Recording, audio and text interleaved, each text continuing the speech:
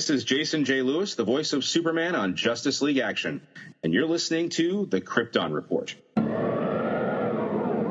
in the sky, look! It's a bird! It's a plane! It's the Krypton Report!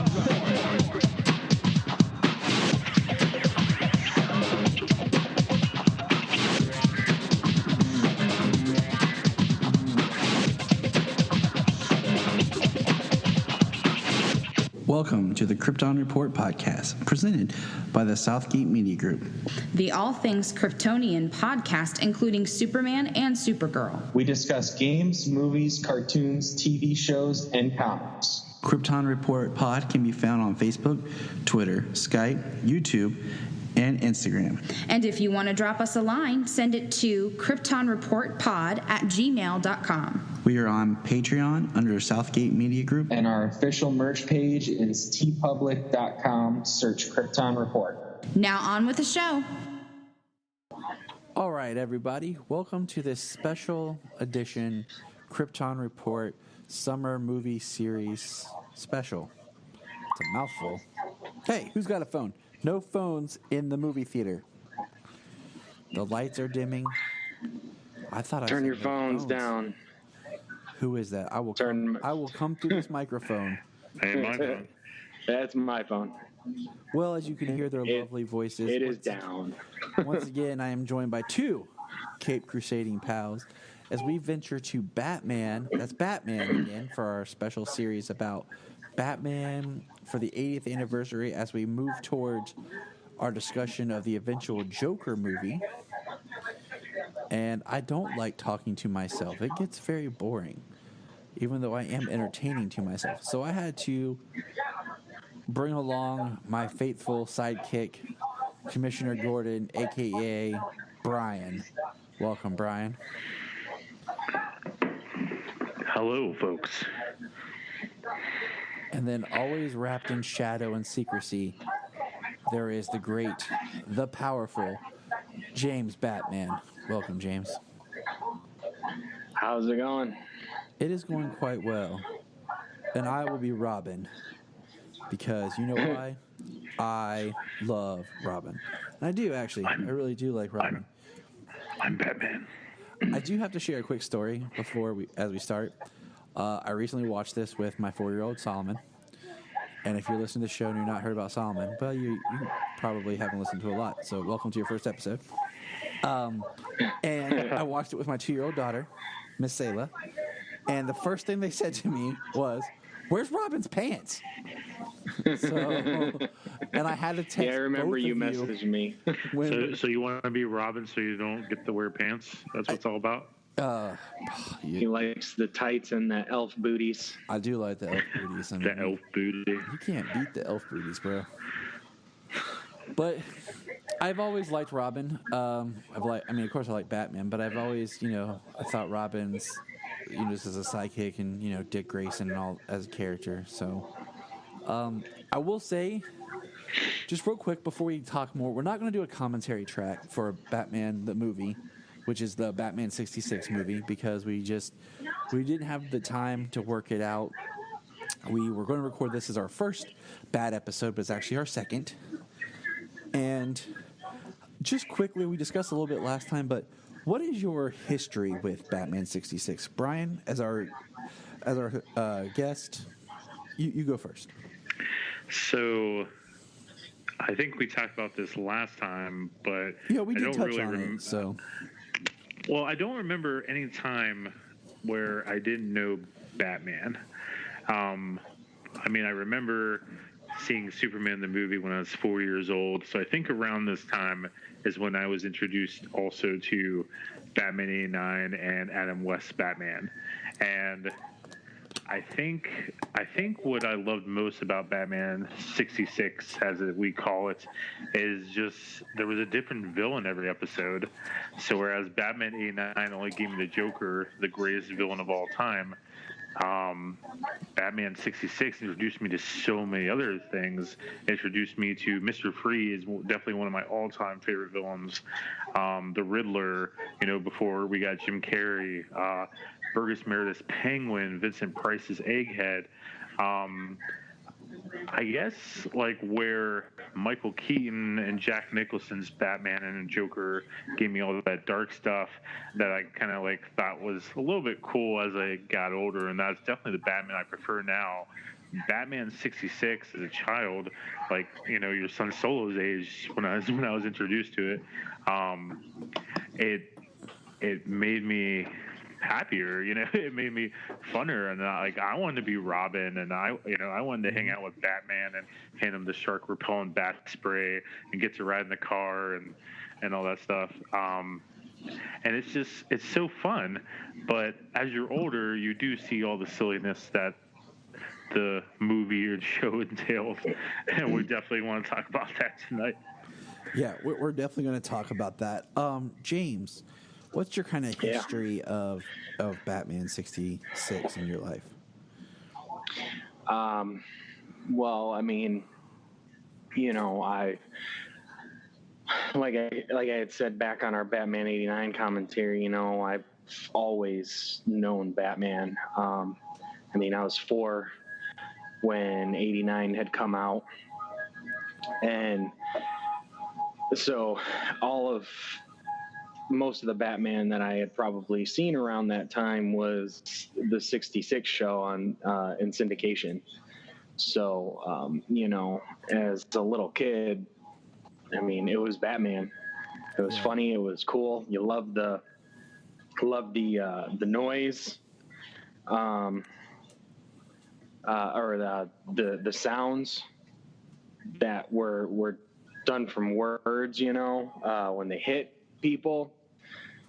So that was really fun to watch. Yes, it was. So I've always known of Batman 66. I've always watched Batman 66. I'm sure I know there was a time when I didn't watch it very much because of the camp factor, but you get a little bit older and you appreciate it for what it is. Yeah. And just within the last 2 years, when it was on, Batman the movie here was on Netflix. Kids, and they were 2 years younger, and they were watching it and they loved it. They thought it was great. They like Batman. They love the animated stuff. They watch movies and stuff. But, kids, they get out of touch with live action stuff, movies that are a couple hours long, and they go off and do their own thing. But they enjoyed watching this, it being so colorful and funny, and having a lot of the villains. They had themselves a good laugh watching it as well. So I enjoy Batman 66, and Adam West and Burt Ward, just iconic now. I mean, you're absolutely right. I think all of us have this love-hate relationship with Batman 66 where we loved it, and then we grew up and we were like, man, that's not cool. That's not Batman. And we didn't want to talk about it. And then I don't know. And then we were like, oh, we come to terms with it and we like it again. So I mean, I never hated it, I just, I was always, I got to the point where it's the camp factor. It's not as cool. It's not as dark and action packed, and I mean, but then you realize, you get a little bit older, you realize it was what it was, and it made no apologies for being what it was, and it was very enjoyable. It's very funny to watch, and it takes you back. It's really simple and fun to watch. Yeah, I had a kind of hate with it just because it seemed like everybody was like, oh, Batman, and that's all they ever talked about was 66. And no, there's more to Batman than Batman 66. And so Tyler, would you say that Adam West's Batman is your least favorite Batman? in live action? Yes, or live action, or just period. Yeah, I mean, yeah. I would say it's my least favorite. I can say that, but I don't hate it now. Like there's a place for everything. I mean, I loved it because when I was little, I had a younger brother, so having a TV show or a movie that had Batman and Robin was great because when we would go to play, we could both be, Batman and Robin. We had someone we weren't fighting over. I'm Batman. No, you're Batman. It was we're both Batman, so we can play, or we're both Robin. How come no one wanted to be Chief O'Hara? Because he's a moron. I know that you're Commissioner Gordon. I know you're Commissioner Gordon, but come on, man. Like, All right. See, I'm just ashamed that in '66 I don't have a mustache. Where's my mustache here? The we talked about how the Gotham PD and was it Peter Boyle? Was that his name? Plays Commissioner Gordon. So Peter Boyle was no, it's not Poop. Okay, I have the name wrong. Commissioner Gordon from the Keaton. Oh, Pat Hinkle? The white hair there guy. We go. Yeah, there we go. Yeah. Yeah. We talk about how he's Gotham PD and him are practically useless in those movies. Gotham PD ever. Yeah, Gotham PD and Chief O'Hara and Commissioner Gordon can't get anything done without Batman in '66. This is true. I remember. I don't know if it's in this movie or it's in an episode, but I remember something like Commissioner Gordon goes and says, where were you guys? What happened? They're like, we made a wrong turn and ended up at the dock. And the whole time I'm like, you guys are the police of this city. You should know where every turn is on every nook and cranny. Like, you are the worst police force ever in the history of everything. Yes. They go from the worst police force to the most corrupt police force. In like 10 years. Boom. There you go. So let's think about this. All right, so Batman, the movie. We're going to focus more on the movie, but Splinter was, and I had said this before, for the longest time, this is the only piece of home media you could get for the Batman 66 series. You weren't able to get any of the TV episodes or anything like that. You couldn't buy them. So I remember my mom buying the VHS of this and watching it, and it was great because the show, like I said, it had Batman and Robin, but it also had the villains in it. I mean, this movie, if nothing else, is amazing just because we have Joker, Riddler, Penguin, Catwoman all together. I mean, and Frank Gorshin is amazing as the Riddler. You're darn right he is. And best Riddler ever. Burgess Meredith is amazing as the Penguin. Cesar Romero is amazing as the Joker.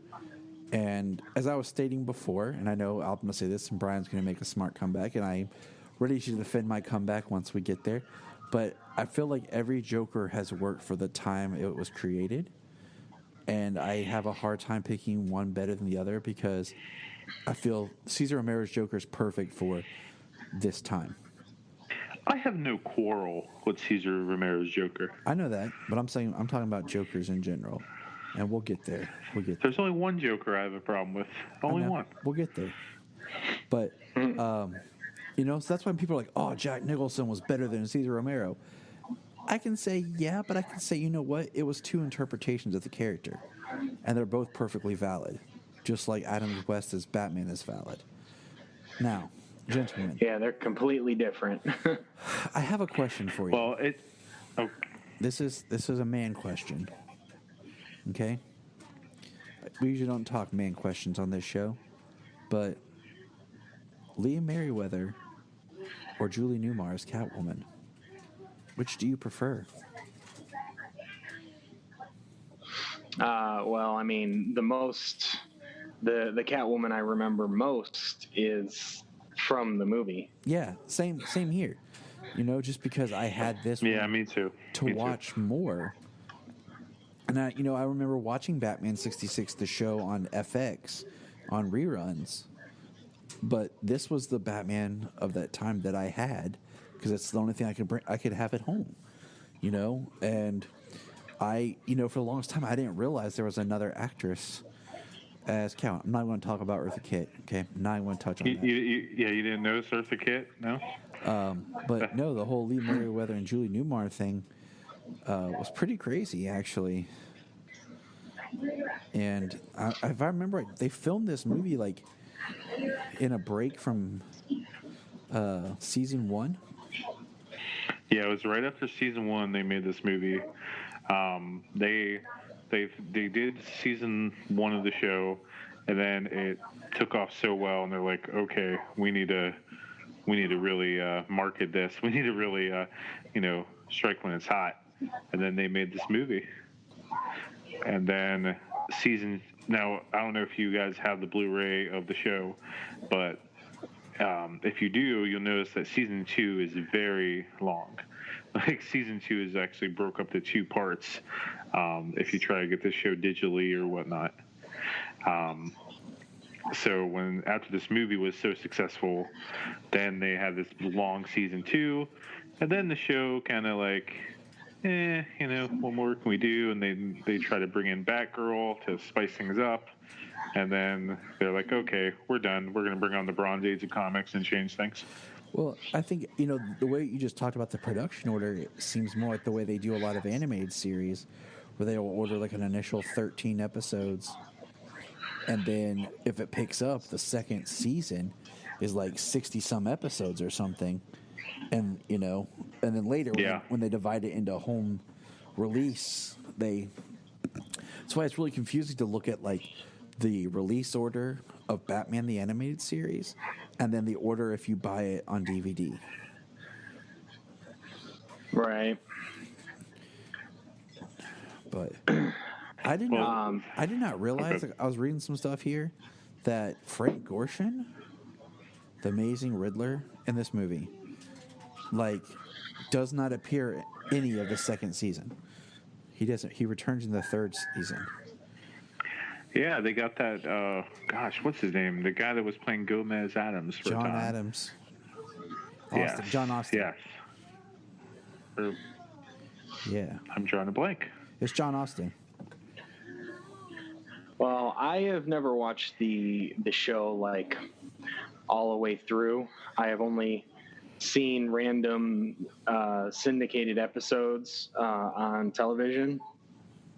So, I can only go by what I've heard for certain things, like the dip in production costs for season 3, the changing of the Catwoman.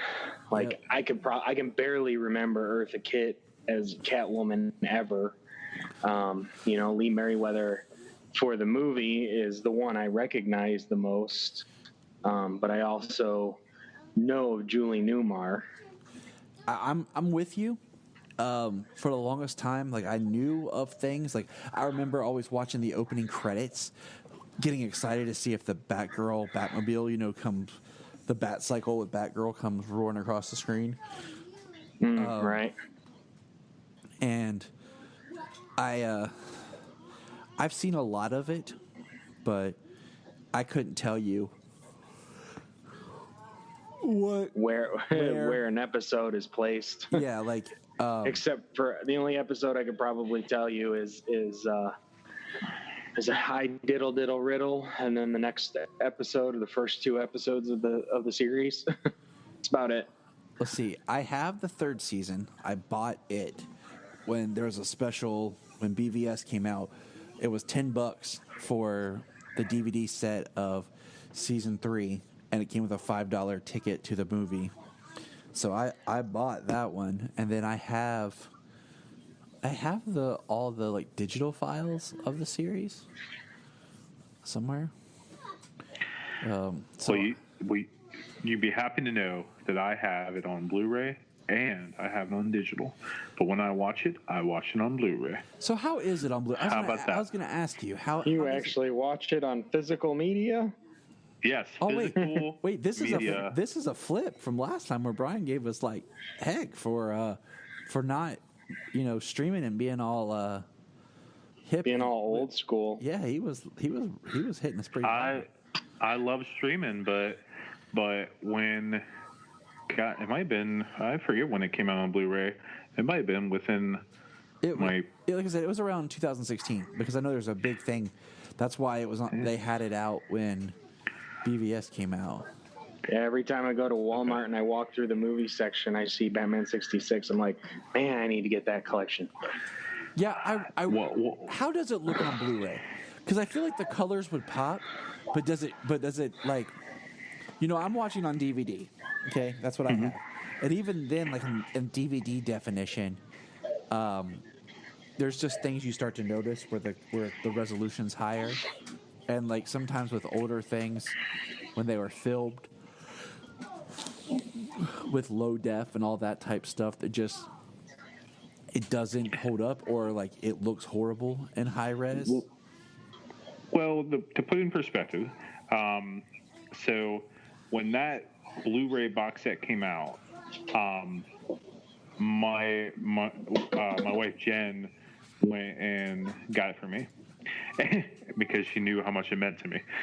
So, lucky you. I have a good wife. He does got a good wife. So in the box set, really big, there's like a button you can press that'll play the bat song, the bat theme with it. Yes. Go ahead. It opens it up. It has like a little Hot Wheels Batmobile I still have the box. Oh, it that's has awesome. like some trading cards. And then they felt in there. There's like a little tidbit from Adam West and all this stuff. It is fantastic. And the colors are brighter in HD, with the Blu-ray and the remaster stuff. The sound's great. But to put it in even more perspective, I think it was 2 years, it might have been 2 years before Adam West passed away. I was in Pittsburgh because I'm from Pittsburgh, and Pittsburgh at the time. And a year prior to when I met Adam West and Burt Ward, Adam had to cancel because of health issues. So when he came back, it was a big deal. And I'm in the Q&A room, and this guy comes up in the questions for Adam West and Burt, and he's like, yes, this question is for Mr. Ward. As you know, the Blu-ray set has just recently came out to purchase for home media. Mr. Ward, in episode 13 of season 2, scene 4, you can clearly see that you have a bruise on your right leg. In the next said scene, that bruise has disappeared. Due to the high definition quality, you can see this bruise very clearly, and then it disappears, Mr. Ward. How is that so? and Bert's like ready to answer, and then Adam just covers the mic. He's like, I'll take care of this one, old chap. Well, you see, Bert got his ass kicked by a bunch of girls. and then Bert's laughing, and he's like, get out of here. But Bert says, I did all my own stunts back then. And we were filming a couple episodes at a time, and I got kicked pretty hard and bruised. So when we filmed that, I had the bruise, and then we kind of had to wait a little bit for it to heal and kind of put a little bit of makeup on afterwards. But that's what it was.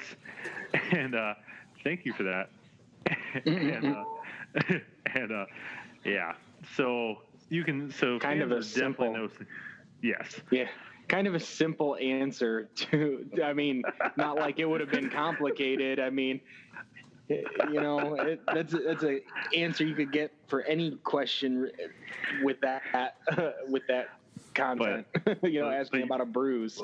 But if you go to these Comic Cons, every time there's always this fan that asks this crazy outlandish question.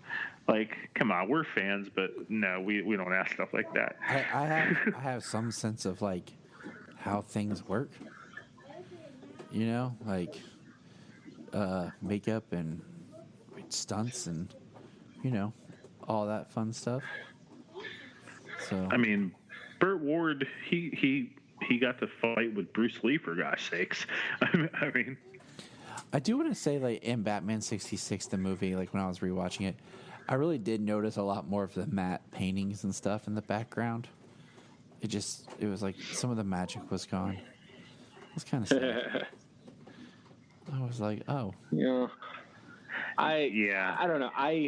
When I watch old stuff like this, and you see like the matte paintings in the background, that it's so clearly, done on a sound stage and stuff. I love it because it's like, man, that movie magic back in the day, like what they could do, they didn't have this high definition. It didn't look like that. It looked real enough at the time. Like it's still impressive what they were able to do in the time with the practical effects and the moderate budgets that they had. Oh yeah, I mean you're right. The funny thing is, I'm on that scene when they're standing on the buoy out in the middle of the ocean, and Penguin and Joker are shooting torpedoes at them. And they're magnetized. Yes, that's exactly what I'm talking about. That's the painting that I'm talking about. Yeah, and you see the water around them, and you're like, they could seriously just step out into the water, just like walk off set right now. It's like the end of the Truman. It's like the end of the Truman Show. I know, right? I actually just passed that part. What does a turkey do when he flies upside down? What weighs 6 ounces? Ah, crap! It's gone. He gobbles up. I mean, seriously, that is some seriously leaps in logic of how he figures that out. That is all I'm going to say. That is some serious, like, okay, so I got a question for you. Got an answer for you. If you were Batman and you had to take on his rogues gallery, which villain do you think would be the hardest for you to battle with, Bryan? Riddler. Definitely the Riddler. Penguin's got like some trick umbrellas. He's got a good bit of he's got a good bit of smarts, but mostly I just have to watch out for his gadgets. Joker is a little bit unpredictable, but at this version of the Joker is more like a Joker, not a mass murderer. Catwoman, you have to restrain your feelings in her seductive ways, but the Riddler is going to outsmart you in every turn. And I'm not smart enough to solve these riddles. Like you get these riddles on this show, and like Batman's like, I don't know. And it's always some crazy riddle, and then Robin's like, gobbles up, or Rustin's going to slip on a banana peel. Exactly. It's a completely nonsensical riddle. and I'm right there with you, Bryan. Most of the time. I'm right there with you. If I was Batman and I was fighting crime, the one I would have the most problems with would be the Riddler. Because I'm like, I don't know these answers. And I would feel sorry for Gotham City. So, all right, James, who's your foil? Well, I mean, if we're talking these 4 characters, I mean, it's got to be the Riddler with the nonsensical riddles with the crazy answers. So I'm just talking period. Like if you were fighting. Period? Yeah, you're fighting bad villains. Well, I hate the cold, so I'd be frigid trying to go up against Mr. Freeze. I would hate it so much. It would make me angry. Oh, I thought we were talking about villains in this movie. Gentlemen, I just want to let you all know that I was just in the presence of pure beauty. Jania just walked past me. What's that like? I know. Is your nose a little brown right now? It's pretty amazing. It's a one of a kind. See, I don't get that. I don't get that great things very often. Like, usually when I'm doing the podcast with you guys, my wife is like in her little office game room. I can't see her. I mean, I know she's beautiful in there, but I'm over here. She's over there. Yeah, I don't know. Mainly, she just scared the crap out of me because I'm wearing my headphones, and she came down the stairs super quiet.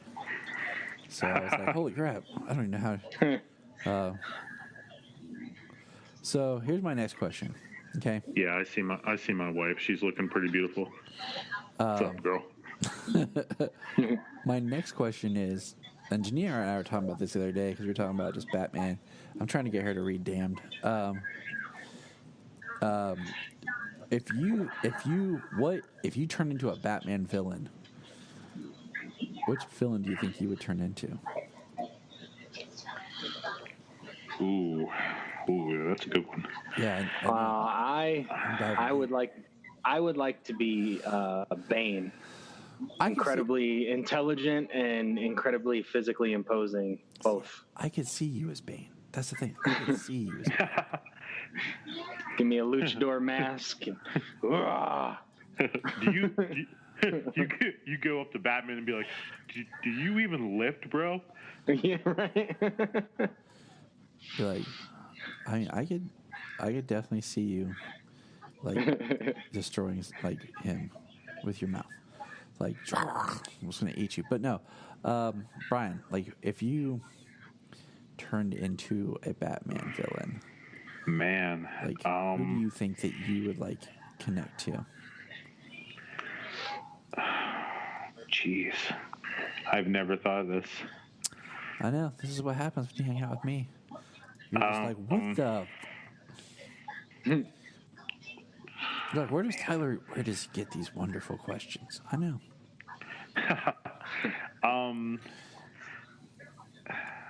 Man. Wow.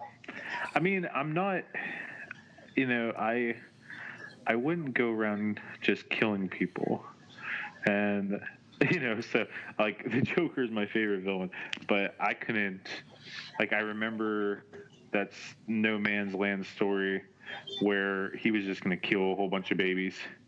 And I think it was Commissioner Gordon, or maybe it was Commissioner Gordon's wife that went in there and kind of stopped him. Yeah, I couldn't do that. Gosh, I don't know. I think I would probably be more Ra's al Ghul because I absolutely love ninjas.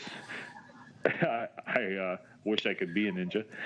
Teenage Mutant Ninja Turtle. Heck yeah, man. Heck yeah, man.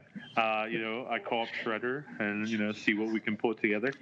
But I always loved Ra's al Ghul as a villain because he doesn't have completely and utterly, it's not completely evil intentions. He wants to make the world better. He sees the scum in the earth. He sees that there's other evil and crime and just horrible crap going on, and he just thinks we need to cleanse it, and then we can build off the ashes. And I always intrigued that about Ra's. And, yeah, he definitely wants the world to survive, but by any means necessary. Right. And I think I could go with that. But then again, it's really hard for me to make really any decisions, so I probably end up being Two-Face. Yeah. Two-Face, that's the one I chose. Because I feel like I would have this, if something caused me to be like a Batman villain and to go there, I would still have moral dilemmas and I would still have issues, and the duality of everything, of what's right, what's good, what's wrong, what do I do. So, speaking of Two-Face, did either of you ever see the pseudo threequel to Batman the movie? Of course, just watched it a couple weeks ago. Batman versus Two-Face animated series? Yep. Or animated movie? Yes, that is what I am referring to. I actually just watched both of them within the last month on Amazon Prime.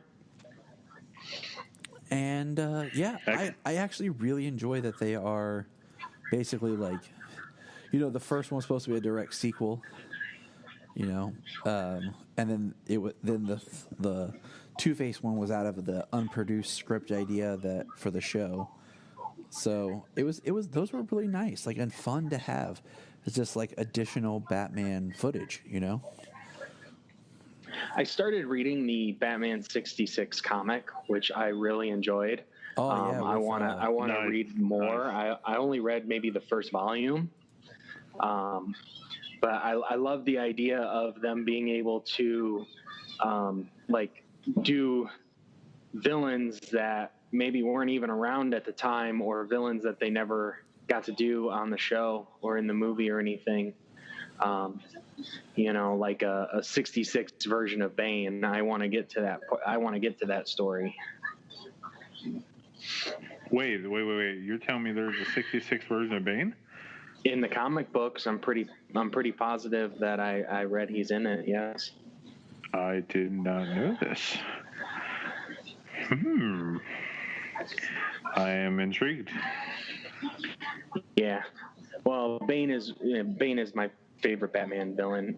Has been pretty much since I can remember.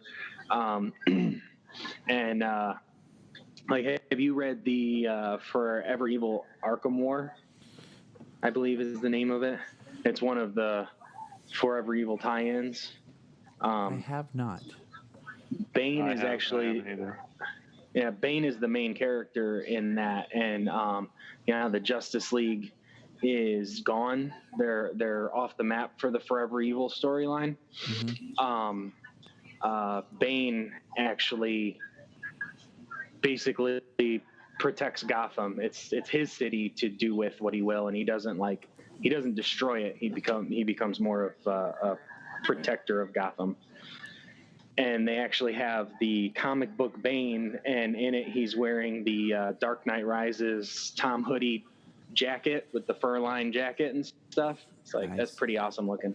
Yeah, it's pretty awesome shot. That's pretty dope. Not gonna lie, that's pretty dang dope. Yeah. Okay, I'm gonna have to read this. Yeah, it's a Forever Evil tie-in from the New 52 when the Crime Syndicate came over and took over the Earth. That's what this whole villains month or villain things kind of reminds me of. Year of the Villain. The year of the villain. It's gonna be interesting when I pick up Superman and Supergirl, see what their first issues of Year of the Villain are like. I'm not sold on it yet. I'm not. Well, we know it's. Well, we know it's a. It comes out of the totality and Perpetua from the Justice League, where basically the Legion of Doom has swayed the majority of people to the side of Doom, to say that that's what's going to save the Earth. And so it kind of like more people are excuse, plus Luthor has divvied up his fortune to the villains to give them whatever they need to be able to take out the heroes and stuff like that. So pretty big event coming out of what the Justice League has been dealing with since Scott Snyder got on board. Yeah, I don't know. I'm just not feeling it yet. But anyways, back to Batman 66, fellas. See, I'm so behind on comics. I mean, Brian's like, you're a villain? Wait, what? I'm not done. He's like, did No, you guys talk about something called Forever Evil? Is that new? I'm looking forward to this thing coming up called Flashpoint. Woo, what's that all about, fellas? But no, okay, so I have fond memories of Batman 66. I think it's a great Me too. segue into Batman for kids to see something physical, and that's along the same lines of why I don't hate Batman and Robin. The film is because that's one that I can put on that my kids actually get a chuckle at and watch and enjoy because of the colors. It is Batman. It is something fit actual people, and and since we're so removed from that series because we had Batman Begins and that whole Dark Knight series that we can look back and be like, okay, it's not what I wanted then, but okay.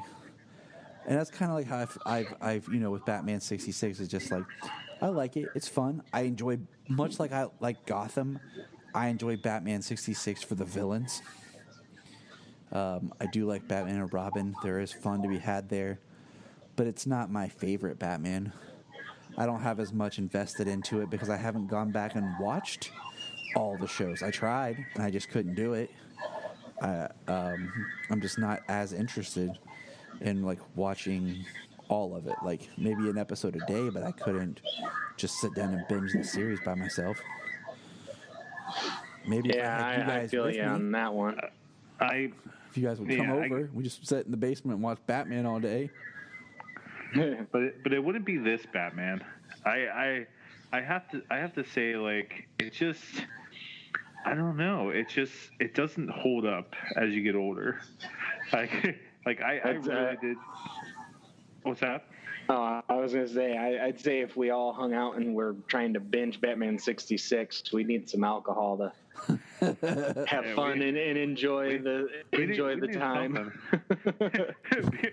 And then with all the alcohol, this is our we'll probably fall 13-hour in love with commentary track of where we started the pilot, and we just started drinking, and we watched all 13 episodes and recorded it. Tyler fell asleep by the fourth episode, so you just hear me snoring in the back. By the end. I'm a big guy. I'm a big guy. I think I could hold my own. I would be out. And eventually, after all that drinking, wound up being like that guy at the comic convention. Yes, in episode 10, the rat takes cheese. Or something like that. The episode would end where you just hear, guys, it's over. Wake up. And Jania just gets up and leaves. Golly. But I mean, but the Joker. Let's talk a little bit about Cesar Romero's Joker. His look, is he has a purplish pink suit, and that's what a lot of people have said. Kind of the Joaquin Phoenix suit kind of reminds them of. Yes, I was just going to say that. Yes. And the Joaquin Phoenix Joker kind of he reminds me of a blend of the Cesar Romero, just in the look, the Cesar Romero and the Heath Ledger. Right. Well, there's probably something to say for, Cesar Romero's Joker he's a clown, Yes. He really is a clown, and he's, it's makeup and everything. I don't think that there was any history of a vat of acid with the Joker at that point. I'm not sure when that happened. I think that was in the comics, but it was never touched on or anything in the series, much like they never really touch on the Wayne murders or the loss of Dick's family either. Yeah, it wasn't until the 1970s. No, well, when Robin's introduced in Detective Comics, I think 45 or 44. When Robin is introduced, they do bring up Tony Zuko and his, they were kind of killed that way, but they don't get into a whole dramatic depth of it. It's just kind of Bruce is with Dick in the Batcave, and he basically says, hey, your parents were killed, my parents were killed, let's be a team. Can you honor that? and then that's kind of it. But as far as the Joker had a good bit of appearances in early Batman, as just like when he's first introduced, we get the whole kind of like how they did in The Dark Knight, where he's just killing random officials and no one can see the death coming, and he's just like, I'm gonna kill this person at midnight. And he was this crazy murderer at first, and then they kind of like tone him down around the late 50s and into the 60s, where they had like the story of the Joker utility belt, which they made into an episode of Batman 66. But there's no vat of chemicals. It's just like, here's this crazy person. Mm-hmm. So, and if you think about it, out of the live action Jokers that we've had, only 2 of them have actually been tied to the chemicals. And I'm not counting Gotham, because that's a weird construct of like multi-Joker things. But hey, I like that Joker. I don't care. Which one? I like that Joker. The one in Gotham. Which one? Jeremiah? Basically 3. There's 3 Jokers in Gotham. You have the original, which the proto Joker, and then you have why am I drawing a blank on the other? Well, let me reiterate. I guess I didn't know there was that many Jokers because I just started season 4 and got to the introduction of the Scarecrow. So sorry. Oh, okay. Yeah, there's spoiler alert. There's There's Jerome. That's one. Jerome. Yeah. Then Jeremiah. And then Jeremiah sorta, who's thrown in acid and everything, and yeah. So you get 3 versions of the Joker. All right. Which isn't there supposed to be a comic that's supposed to come out like forever ago called The 3 Jokers? For gosh sakes. Yes. Still, yes. Every now and then we get a tease 3 from Jokers from Jeff Johns and Gary Frank. Yeah. It is. Well, no, it's not they're Frank. still working on Doomsday Clock. It's no, it's not Gary Frank. I take that back. It was Jason Fabok. I love his art. I feel stupid for mixing those 2 up in my brain. I apologize to everyone out there listening. But yeah, I mean, he teases panels and stuff, and the 3 Jokers, and I look at it like,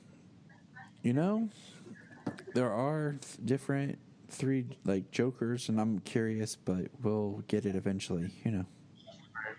I'm hoping after all this time, they announced it so long ago, and now that Doomsday Clock is going to be gone, over 2 years, hopefully with all that time, an extra year added on to Doomsday Clock, hopefully 3 Jokers will be ready to go and it'll be able to be released properly. And the problem unless is, they've been forced to change so much, like and the problem Batman, is, who knows? 3 Jokers and Doomsday Clock were both stories that were supposed to be part of the continuity of the overall events, because Doomsday Clock was, going to tie into, post Rebirth, into the current DC universe. And 3 Jokers is teased at the end of the New 52 Justice League. And now they're in Black Label, which is like that, it's non-canonical stories. So I don't know. But anyway, see, this is that a word? Non-canonical? Yes. You have canonical, is that like a canon. Is that like a sailor's term? Not nautical, not canonical? Not canonical. Bryan, you went to Bible school. You knew about canonization and things being in canon and canonical. I do. And continuity. No, not continuity, but chronological type thinking, yes. Yes, I do. It's just like if you ever said retcon to somebody, and they're like, what are you talking about? And you're like, retroactive continuity changing. And they're like, what? And you're like, yeah. I made a lot of my teachers or professors' heads hurt in Bible college. I really did. So this is why Batman 66 is hard for me to talk about, because I enjoy it, but I don't have the passion for it. It's like I enjoy it. It's there. I appreciate it, but I don't throw myself into its knowledge. I'll watch it, but it's just like I don't yearn to know everything like I do for the other stuff. Right. What do you think of Burgess Meredith as the Penguin?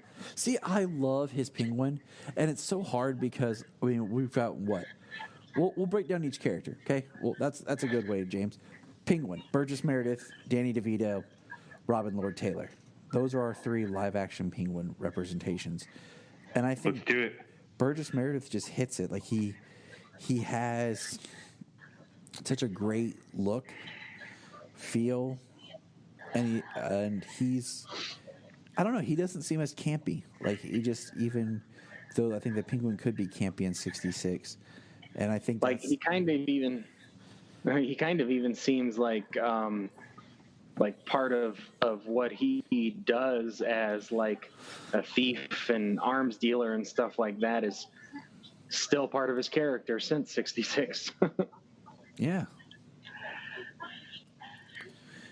Well, when you see Burgess Meredith in this, it's really like one thing I do love about Batman '66.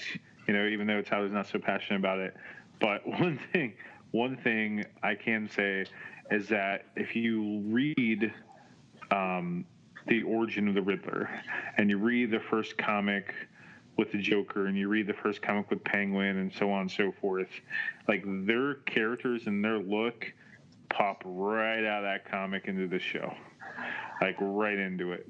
Just how they look, especially like Frank Gorshin's Joker, or I'm not Frank Gorshin's Riddler. Just they all pop right there. And when I look at Burgess Meredith as the Penguin, and I agree with you, he's the least campy of the villains in my opinion. You know, when you deal with like Mad Hatter, for example, like he has this absolute obsession with hats. It's nothing to do, well, I mean a little bit with mind control, but just it's all about hats. Everything's about hats.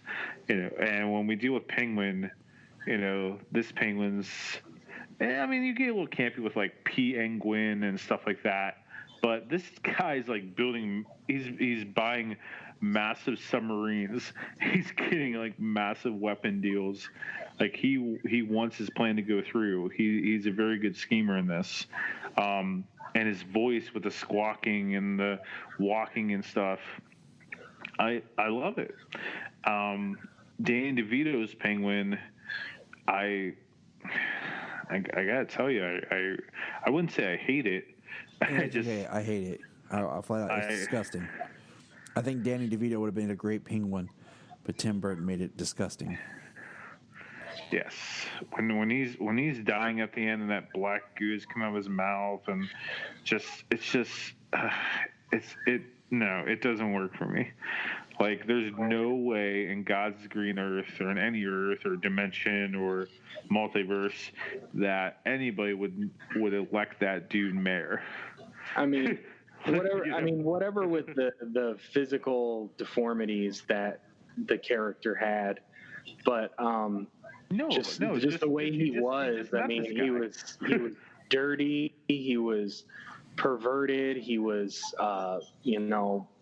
violent to a sick degree, and then just everything that Danny DeVito's Penguin was let's kill babies, and then with Catwoman, let's make babies. Right? There's a lot more. Like it was kind of crazy when as I got older, just the stuff that's in there. Right. All right. So moving on, Riddler. Oh, we didn't hit Robin Lord Taylor. My bad. We didn't hit Robin Lord Taylor's Penguin. I like his Penguin. He had technically he played the character the longest. There's moments where he was really good, but it was. I think he did a great job of being a darker Burgess Meredith, but he also had some campiness. And even though he was, thin, I think because we always think of how the Penguin's more robust, he did a great job of just pulling in the characteristics of the Penguin. Yeah, I absolutely love this Penguin. He is my favorite Penguin. I mean, I didn't think I would like him with the thinness. I thought he was a little too thin, but as I've been watching the show, just him being this, him doing everything he can to save his own skin, and him being this master manipulator and getting very close to his enemies and being able to manipulate them and pull from the strings and all that. Yeah, I was like, this is the Penguin I love, where it's kind of like, I do my own thing, but I'll help out the GCPD when I can. I really liked it. And that's all I got to say about that. Yeah, I mean, you said most of it. Robin Lord Taylor was great. I never realized how short he actually was when it came to, I mean, the actor, I didn't realize how short he was, when he was standing next to everybody. And then his walk, he had some kind of abnormality or maybe deformity, the way that he walked. Plus he got injured a few times, but I mean, growing up, like him being thinner when he was younger, I mean, I didn't have much of a problem with that. I liked how they gave him a gut and everything when it came down to the end. He wore the top hat, and he was very Burgess Meredith when it came to the finale. But like you said, he was really intelligent in the way he manipulated everybody, the way he got information to use and get what he wanted. And I mean, he was very intelligent, being able to read people. He knew how people were going to react to what he had, what people were doing, and what plans were set in motion, so he could still come out on top. Yes. So yeah, Robin Lord Taylor, I mean, he spent 5 seasons playing the Penguin. Yeah, he did a very good job, and he was mostly one of the standout performances of Gotham.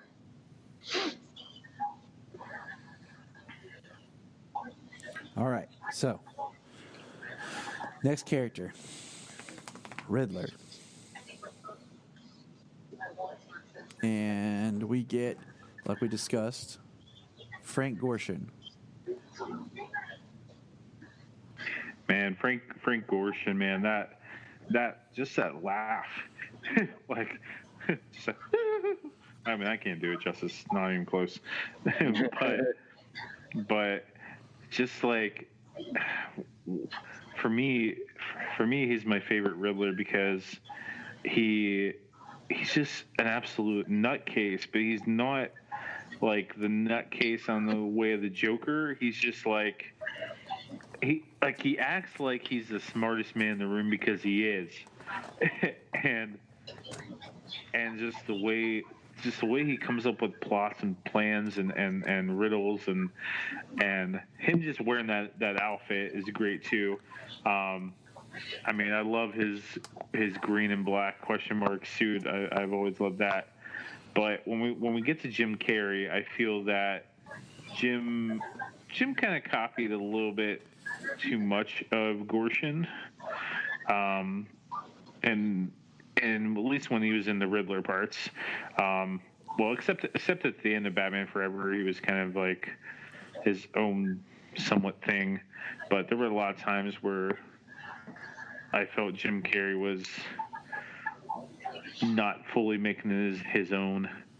And then the guy that plays him in Gotham,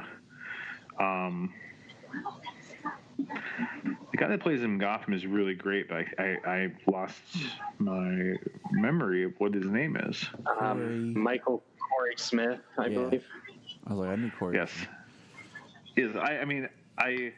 I I do really enjoy his Riddler.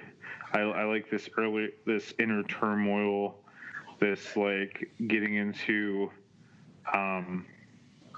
his obsession with obsessive compulsiveness, his different side to him.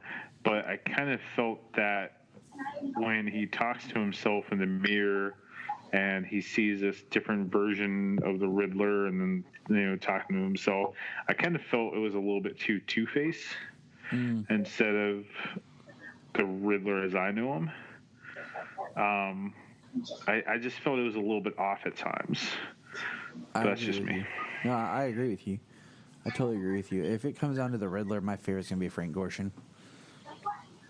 I think John Austen did a weird Riddler. Jim Carrey just did a over-the-top Jim Carrey, Frank Gorshin. I don't feel he really... I don't know, did it himself, but at the time I loved him because everybody loved Jim Carrey at that time. But as I've gotten older, I still love Jim Carrey. Oh, yeah. But I mean, that was his, time, All his biggest movies happened in, a 2-year span. Right. And then Corey, I like him, but I agree with you. There's some choices they did with his character, to me, felt outside of what the Riddler would do. So I'm just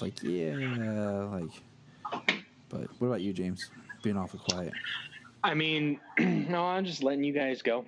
I mean, my favorite growing up was Jim Carrey. I mean, it was his time. I was, 9-10 years old when Batman Forever came out. And so it was Jim Carrey. He was funny. He did his thing. I liked Batman Forever, and I have that nostalgic connection with it. I mean, these days I would probably say that Frank Gorshin is my favorite because of he did it originally, and like you had said, the Jim Carrey just did his own over the top impersonation of Frank Gorshin. And then I mean, I really liked a lot of the stuff that came out of Gotham with the Riddler. The mirror and the split personality thing, that was probably one of the worst things. But when he was the Riddler and he did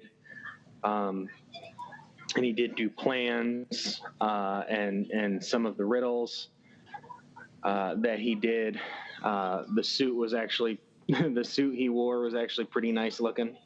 Mm-hmm. So I would have liked to seen something a little different because I think he did a great job with the character. I mean, some of his best stuff was the first couple of seasons when he was just Ed before he had the split personality. Yeah. I think if he would have just been Ed and, instead of the psychotic break and the split personalities that he got after murdering, can't remember the lady's name. Yeah, Kringle. Oh gosh, yeah, Kringle. Kristen Kringle. If he would have just had more of a psychotic break and kind of enjoyed more of doing that than actually being torn and having the split personality, and he would have just went more down a dark path and led the Gotham police force, drove them crazy. I mean, I believe that would have been a much better route. But I mean, I really enjoyed the actor who did it, and it was good. Just some different choices could have been made, but So Frank Gorshin probably, Frank Gorshin I'd have to say is the best, but I have the nostalgia for Jim Carrey. I can always watch Batman forever. Yeah, and we're gonna eventually talk that movie, so I'm gonna hold back on some things. So that brings us to our last of the big four, Catwoman. There's actually been quite a few live-action Catwomen, if you think about it. We have Julie Newmar, but I don't. Oh, cool. Go ahead. Eartha Kitt, Lee Merriweather, Michelle Pfeiffer, Anne Hathaway, and then Cameron Bartakovia, and then we have. Okay, I'm horrible with names. You know this. You both know this. I knew it was coming. And we have the girl whose name I can't remember, who was in the last episode of Gotham. And if we want to get really bad, we have the stunt casting from Birds of Prey for the one episode, but that doesn't count. So Catwoman. I think I don't like Eartha Kitt as Catwoman. I like Julie Newmar and Lee Merriweather because I feel like they're both playing the same character of Catwoman. Just they couldn't get Julie Newmar for filming of the movie, so they got Lee Merriweather. So it really wasn't like reinterpreting the character. I don't like Michelle Pfeiffer. To me, that doesn't. I understand. Thank you. I understand where Tim Burton was coming from, and I try to look at things now, like even like my nostalgia filter, my love for Batman Forever. I can talk about how that Two-Face is horrible, but we're not going down that hole. It's not the character, and that's how I feel about Catwoman. Is she's not really the Catwoman of there, of the character. So, and Anne Hathaway is my favorite Catwoman. I think she comes closest to how I feel like the comic book Catwoman would be. But I feel like I've never gotten that perfect like Catwoman on screen. Now one of you talk. Okay. No, go ahead, Bryan. No, sorry. I'm with you. I don't feel like we've got that definitive Catwoman. I don't think. I mean, a lot of people say that Heath Ledger is like the definitive Joker, but I don't know if we've. Well, maybe we have. I don't know. He was really good, but I don't feel we have definitive Catwoman. I don't feel like any of the other villains that we've got like a definitive one. But the thing about Catwoman is, we're talking here of the woman that Batman decided that he was going to marry. This is a very important character to the Batman mythos, for gosh sakes. Mm-hmm. And I just don't, I don't know when we're going to get her. I liked Anne Hathaway's Catwoman, her actually really being a thief. That was pretty important. And her having that attractiveness and that pull and that little bit of selfishness, but still wanting to help.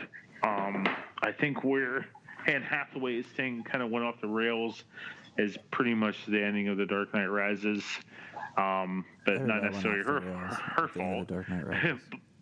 But okay, they're just going to be together in Paris or whatever, and that's the way it's going to be. Yeah, sure.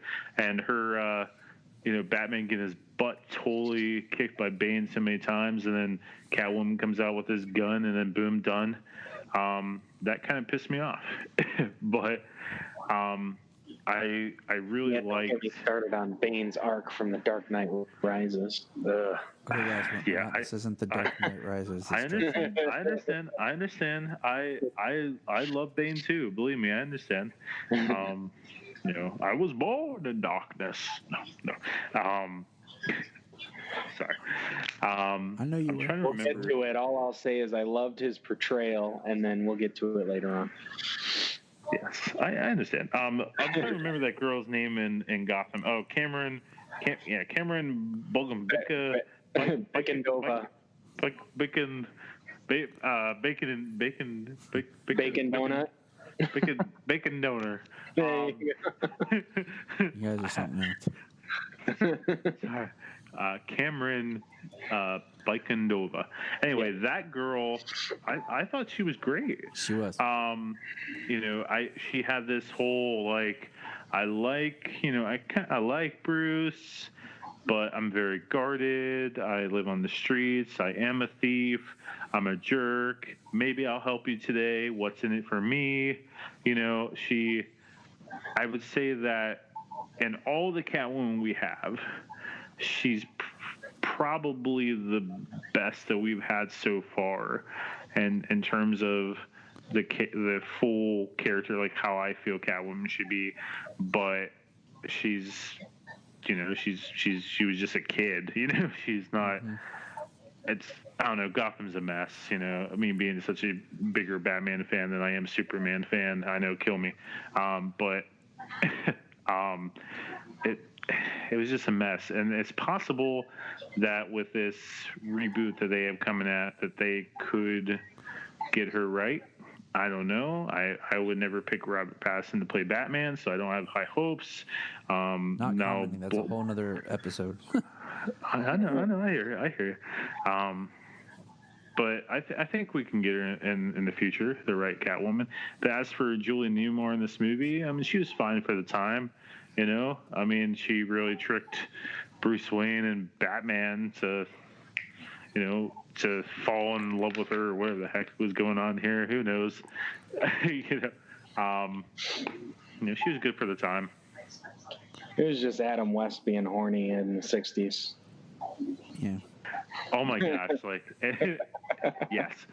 There was some questions at that particular Comic-Con I was at. Let me tell you, I heard some things. Oh my gosh! Children should not have been in that room. But anyway. Catwoman. Lee Merriweather from the movie here. It's the version of the 60s Catwoman that I'm most familiar with. It's kind of funny how she's always like meow and meowing and hissing and stuff. Taking the cat part quite literally. Michelle Pfeiffer. I've always loved Batman Returns. It's Michelle Pfeiffer. She's gorgeous. She's a great actress, and like a tiny latex suit. So it was a good movie. She did a really good job playing a very unhinged Catwoman, very supernatural. Anne Hathaway. She was really good. She was confident. She was a very good cat burglar. She was tough. She held her own on the streets. She didn't. She wasn't a victim. So they did. Anne Hathaway did a very good job. I enjoyed her a lot. Cameron from Gotham.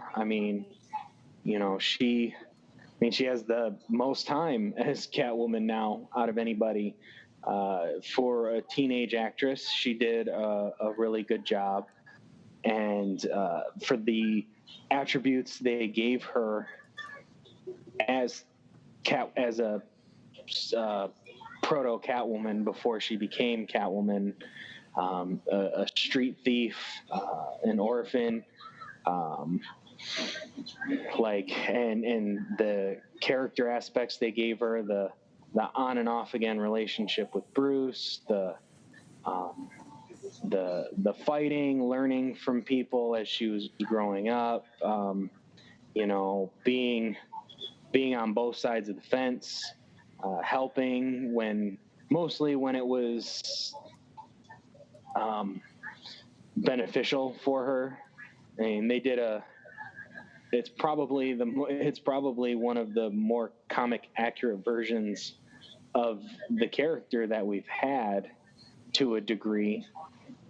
Before she was actually Catwoman, she had probably most of the characteristics of the Catwoman from the comics. So, and I think if it was something different, or maybe she got it at a different time, I don't know. She grew up a dancer, so she had really good body control, and she did well with the stunts and the choreography, the fight choreography in the show.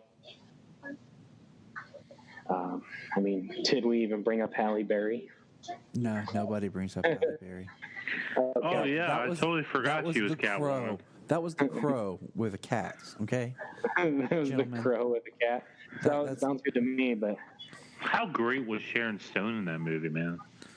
Wow. All right, so we want to wrap this up. Anyone's final thoughts on Batman 66? Like I said, I knew we'd get tangential because we always do, but it's just the show spawns so much, and it's, it has the legacy that it has, like the comic book that was started and the two sequel animated films. I mean, it has a legacy on its own that will, it'll grow and continue to through generations to come. My final thoughts on Batman 66 would have to be, I think the greatest part about it is it's where a child can be introduced to Batman. It can be introduced to the idea of Batman, a love of Batman, before we get into who Batman really is, and that darker side. And I think that's why, I made a comment earlier that this show doesn't hold up, but maybe it does. It's where you can introduce, your son or daughter to Batman, to Batgirl, to all these great villains, and share just a piece of that love for this character that we have. And that's a legacy that's definitely going to hold up. And Adam West said once, you have all these actors nowadays saying, I'm Batman. And back when I was that character, when I walked in the room, they knew I was Batman. And Adam West will definitely always hold a place as a great Batman. And I think the most important thing of this love that we have for characters is the ability to share it on to others and pass that on. And I feel that Batman 66 is a perfect way to start Batman to a new generation. I was going to say I can't say anything better than what Bryan just did, so I'm just going to pass. yeah, I would not get rid of Batman 66. I think it's important for the character. It what it is for the time it was made. It's really fun to watch. It's extremely kid friendly. Yes, without any adult undertones. I mean, there's a little bit in the movie, but it's so light compared to some of the stuff they get. I just want to throw this out there. We started to watch Puss in Boots, the movie, with our kids the other night, and Jeannie and I hadn't seen it in forever. And, there's a lot of adult content and undertones in that movie that I did not remember. Oh, yeah. No Shrek films, man. Oh, yeah. So, Very much so. Very much so. I knew there was some, but I had forgotten. Because I just don't ever watch them. But sorry, I didn't mean to go out there. My bad. Oh, and that's fine. No, not at all. That was mostly it.